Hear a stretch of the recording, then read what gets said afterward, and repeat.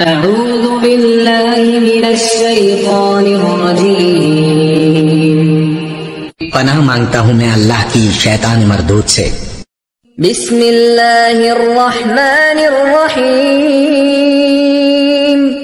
شروع اللہ کا نام لے کر جو بڑا مہربان نہایت رحم والا ہے۔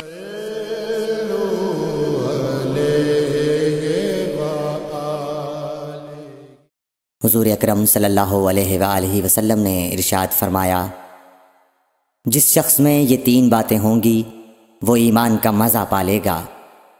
ایک یہ کہ وہ شخص جسے اللہ اور اس کا رسول ان کے ماں سوا سے زیادہ عزیز ہوں، اور دوسرے یہ کہ جو کسی بندے سے محض اللہ ہی کے لیے محبت کرے، اور تیسری بات یہ کہ جسے اللہ نے کفر سے نجات دی ہو پھر دوبارہ کفر اختیار کرنے کو وہ ایسا برا سمجھے جیسا آگ میں گر جانے کو برا جانتا ہے۔ صحیح بخاری حدیث نمبر 21۔ حضرت محمد مصطفیٰ صلی اللہ علیہ وآلہ وسلم نے فرمایا، جب جنتی جنت میں اور دوزخی دوزخ میں داخل ہو جائیں گے، اللہ پاک فرمائے گا جس کے دل میں رائی کے دانے کے برابر بھی ایمان ہو اس کو بھی دوزخ سے نکال لو۔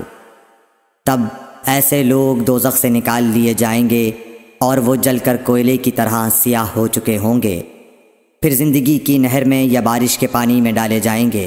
اس وقت وہ دانے کی طرح اگائیں گے جس طرح ندی کے کنارے دانے اگاتے ہیں۔ کیا تم نے نہیں دیکھا کہ دانہ زردی مائل پیچ در پیچ نکلتا ہے؟